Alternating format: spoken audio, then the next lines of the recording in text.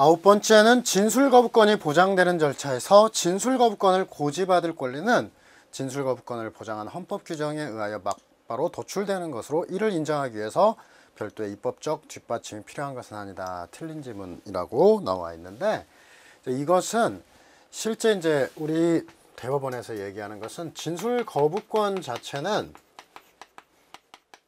헌법상 기본권인데,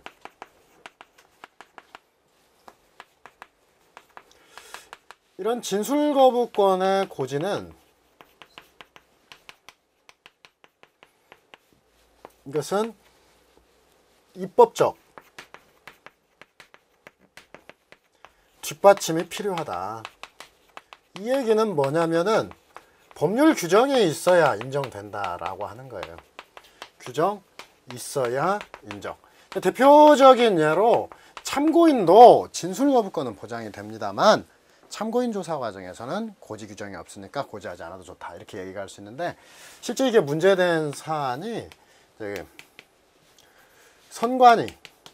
선관위의 조사 절차와 관련해서 과거에는 진술거부권 고지 절차가 없었다 이 말이에요. 거부권 고지가 규정이 없었다. 이런 가운데서 바로 선관위원들이 진술거부권 고지 없이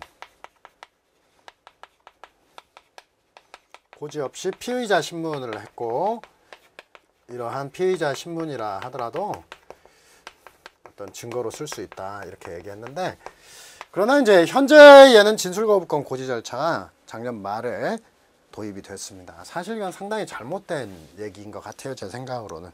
이런 게 나타나는 게 바로 최근에 어떤 경찰, 뭐 선관위원회는 형사소송법 공부 안 하죠. 그런데 최근에 경찰이나 검찰에서 형사소송법을 공부하지 않아도 합격할 수 있다, 뭐 이런 것들 때문에 형사소송법 자체 어떻게 보면 정책적이에요. 그런 걸 공부하지 않았던 사람들을 생각해 가지고 규정이 없으면은 고지하지 않아도 좋다, 이렇게 만들었는데, 뭐 개인적인 생각으로는 공직선거와 관련해서 선관위원회는 특별사경이고, 공직선거법에 규정이 없으면 형사소송법이 준용이 되어서 고지해야 되는 게 맞을 것 같다라고 생각이 드는데, 이런 식으로 판단을 했어요. 이것은 현재의 이제 수사의 인력들에서 바로 형사소송법 공부 없이 들어온 사람들, 이런 것들을 생각한 게 아닌가 해서 상당히 씁쓸합니다. 이게 좀 잘못된 것 같아요. 근데 아무튼 진술거부권 고지하지 않아도 좋다라고 얘기를 했고요. 자, 그 다음에 10번 판례는 경찰관 X는 경찰청장이 발령한 피의자 유치 및 호송규칙, 바로 형사소송법의 이제 법원과 관련된 건데, 법의 원천, 이 법원이 된다라고 하는 것은 법규적 효력이 있고 국민의 권리 의무를 기속하는 힘이 있다 라고 하는 건데,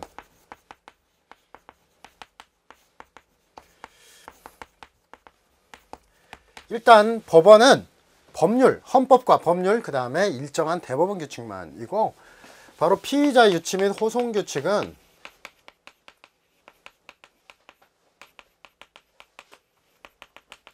그냥 행정규칙이죠. 경찰청장이 발령한 행정규칙으로서 법원이 아니다. 형사소송법의 법원이 아니고. 그래서 이런 피의자 유치 및 호송 규칙을 준수했다고 당연히 적법한 건 아니고요. 법원이 아니니까. 이와 관련해서 준수하지 않았다고 해도 당연히 위법한 것도 아니죠.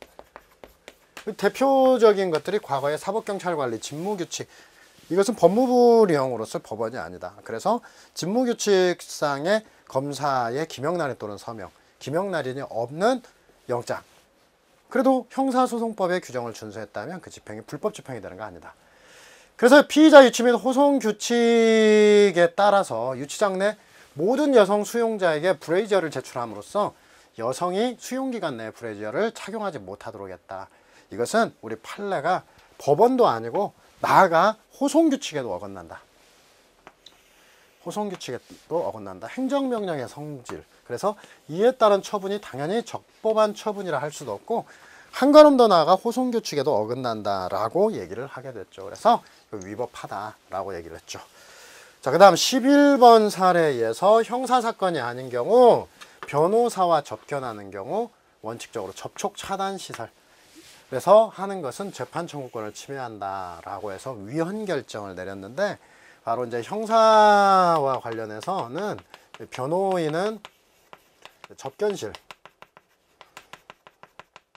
일반인은 이제 접견 차단 시설. 그래서 유리를 기준으로 해가지고 앞뒤에서 보게 했는데 기타 절차에서도 변호인의 방어권은 헌법상 기본권이기 때문에 어떤 변호인 조력을 위해서 접견 차단 시설에서 일정한 경우는 접견 차단 시설에서 접견할 수 있도록 해달라라고 하는 것을 이제 내용으로 하는 헌재 결정례입니다. 그래서 이것도 접견 차단 시설에서 가도록 했다. 자, 12번 제1심에서 국선 변호인 선정 청구가 인용되고 불구속 상태로 실형을 선고받은 피고인이 별건 구속된 상태에서 항소를 제기하여 국선 변호인 선정 청구를 하였는데 항소 제기해서 선정 청구하였다. 원심이 이에 대해 아무런 결정을 하지 않고 공판기일을 진행, 실질적 변론과 심리를 마치고, 그러니까 변론과 심리를 마치고서야 선정 청구를 기각했다. 이것은 잘못이다라고 하는 건데, 여기는 이제 몇 가지 얘기가 나와 있어요. 필요국선과 관련해서 먼저 필요국선과 관련해서 피고인이 구속되어 있다. 이것은 당해 사건 구속에 한정된다. 그래서 별건으로 구속된 상태에서는 일단 필요국선이 아니죠. 그래서 별건 구속은 아니다. 두 번째의 얘기는 최근에 이제 판례가 이렇게 얘기를 했어요. 이제 원심, 1심에서 예로 들면 청구나 재량으로 국선 변호인이 선임됐다. 그러면은 항소심에서도 이제 특단의 사정이 없는 한 뭐 청구 등이 있으면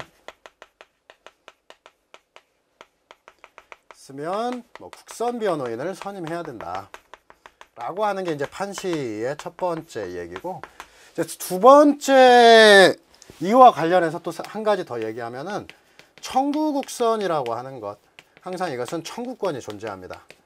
청구권이 존재하는 거, 직권 또는 청구로 한다, 직권으로 한다, 청구로 한다, 청구권이 존재한다는 것은 청구시 설령 기각하더라도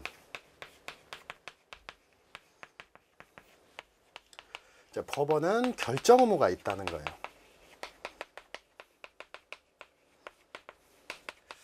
그래서 여기서 이제 두 가지가 문제돼요. 1심에서 선정 청구가 인용되었다면 특단의 사정이 없는 한 선정했어야 되고, 두 번째 선정 청구를 했는데 아무런 결정을 하지 않고 변론을 종결하고 나서 기각, 이것은 너무 늦게 한 경우예요.